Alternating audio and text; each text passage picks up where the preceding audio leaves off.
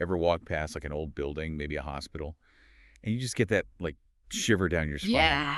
It's because the empty spaces, they hold these stories, Yeah, they really do. It's like you can almost feel it sometimes, right? And today we're diving into a place that's practically overflowing with history and, yeah, maybe a few chills too. Eloise Psychiatric Hospital in Westland, Michigan. Oh, Eloise. Yeah, that one's got stories. Now, Eloise, it wasn't always creaky floorboards and ghost stories. Right. This all starts back in 1839 as like this humble poorhouse and farm. Mm. They only had 35 residents. Wow, so small. I know, right? And get this, the name Eloise, it comes from Eloise Dickerson Davock, daughter of Detroit's postmaster. Oh, wow. So it's named after a person. Yeah, kind of a sweet detail for a place that would become, well, kind of infamous. Yeah. But I'm getting ahead. So picture this, a time when a poorhouse wasn't just a building, but like its own little town. Oh, I like that. A town within a town. Right. Yeah. And Eloise, they took that to a whole other level. They did. Back then, poorhouses were designed to care for people in need, but also to like function on their own. And Eloise really took that and ran with it. They had everything. Police, fire department. They even had their own railroad, a trolley system, Oh. bakery, amusement hall. Like you said, a town within a town. Self-sufficiency was the name of the game back then. Does that play into this whole total institution thing? Absolutely. It totally does. So sociologist Irving Goffman, he came up with that term, total institution, to describe these environments like Eloise. It was about like meeting every single need within their boundaries, total control, creating a world separate from the outside. That's so interesting, but like also kind of a double-edged sword, right? Absolutely. You hit the nail on the head. Like on the one hand, you have that sense of community, that security, Mm.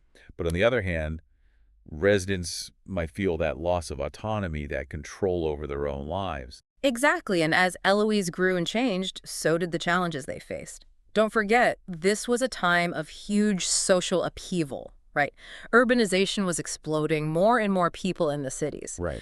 And with that came a new awareness of mental health, but also a lot of misunderstanding and a lack of proper treatment options. Yeah, it really makes you think about how much things have changed and how much they've stayed the same. So we're talking about this town within a town, Eloise, and all Yeah. these like societal changes swirling around it. Right, yeah. And then, bam, the Great Depression hits. Talk about a turning point, right? No, absolutely. It's impossible to overstate the impact of the Depression on places like Eloise. We're talking about a time of widespread hardship. Right, folks lost everything, ended up on the streets. Exactly. And remember how Eloise started. It was designed to help those in need. Well, the needs skyrocketed during the Depression. So the population just exploded during that time, right? Didn't get way bigger? Way bigger. At its peak, Eloise was home to nearly 10,000 patients. 10,000. Wow. It's hard to wrap your head around a number that big. It is, and it speaks to the sheer scale of the need at the time. The Depression created this perfect storm, pushing more people towards institutions like Eloise. Makes you think like how economic instability, really any kind of widespread hardship, impacts the most vulnerable. Yeah, that connection between social factors and mental health, it's crucial to understand. But it wasn't all bleak, right? I mean, it was the Depression. But I read that Eloise, they were making some pretty big medical advances during this time, too. Oh, absolutely. Eloise might have been dealing with these incredibly difficult circumstances, but they were also at the forefront of medical innovation in many ways. Did they do some groundbreaking work with x-rays back then? Yeah, they were pioneers in using x-rays for diagnosis, which was huge at the time. Think about it. This was still relatively new technology, and Eloise was using it to help people. Wow. It's like this weird juxtaposition, all this suffering, but also this drive to innovate, to heal. Exactly, and it wasn't just the x-rays. They also had the first kidney dialysis unit in Michigan, right there at Eloise.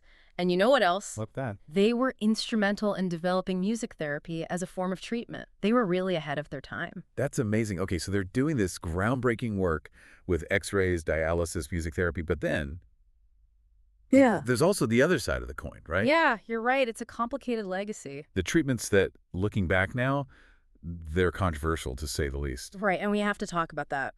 Eloise, while innovative, also used treatments that we now recognize as very problematic, like electroshock therapy and insulin shock therapy. Those are some really heavy treatments, and back then they were just part of the mainstream. Yeah, sadly, they were widely practiced at the time.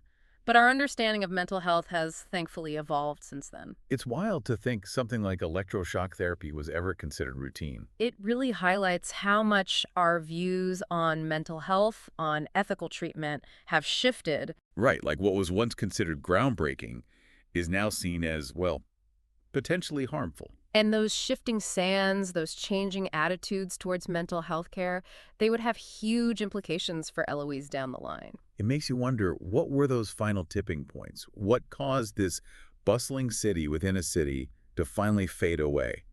So we're talking about Eloise, this place trying to find its way, right? Dealing with all these changes in how we think about mental health. What happened? What led to its decline? Well, it's like a lot of things, right? It's complicated. Eloise, it faced a bunch of challenges all at once, kind of a perfect storm. Inside, there were these reports, the violence, the neglect. It really hurt their reputation. Yeah, you can't really come back from that. Right, but it wasn't just that. There were these bigger changes happening in society, too. Like the whole idea of how we treat mental health was changing. But moving away from these huge institutions, right? Exactly. Deinstitutionalization, that was the big idea. Hmm. The thinking was, let's create more community-based care instead of these massive, isolated places. Yeah, it makes sense. Smaller settings, closer to home, probably felt a lot more humane. That was the hope. And as this idea gained traction, the resources started to shift too.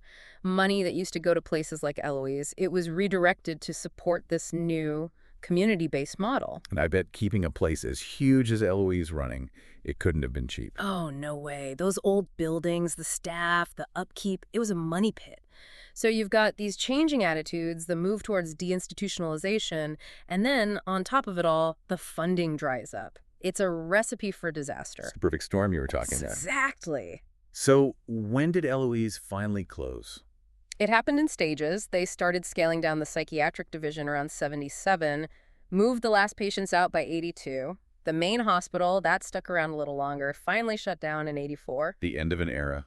Yeah, it really is something. All those buildings empty. You ever wonder what it's like now? I was just thinking that. What happened to the place? Well, most of it's gone. They tore down a lot of the buildings. There are a few left, though, out of the original 78. 78 buildings. Wow. So what's there now? It's kind of strange, actually. They redeveloped a lot of the land. You've got shopping centers, a golf course, even condos. It's like this weird mix of the everyday and then, boom, these abandoned buildings from another time. Like pieces of a ghost story, just plopped down in the suburbs. And speaking of ghost stories, Eloise has got a reputation, doesn't it? Oh, yeah. Eloise is infamous. I mean, you've got this abandoned psychiatric hospital. It's like something straight out of a horror movie. It's like the setting is almost too perfect. Yeah. Like it's just begging for ghost stories. Exactly. People report all kinds of creepy stuff. Shadowy figures, things moving on their own, you name it. One of the most common ones is this woman in white that people see wandering the halls. Classic ghost story stuff. Right. And the sounds people hear, it's chilling. Screams, moans, even these like animalistic roars echoing through the empty buildings. It's like you can almost feel the weight of all those years, all those people who lived and died within those walls. It makes you think, right? Yeah. Like, what stories would those walls tell if they could talk? It's a reminder that history isn't just dates and names. It's about real lives lived, the good and the bad. And sometimes those echoes of the past, they linger in the strangest places. They really do. And that's Eloise for you. A place of innovation, a place of sorrow, and a place that continues to fascinate and maybe even haunt us to this day.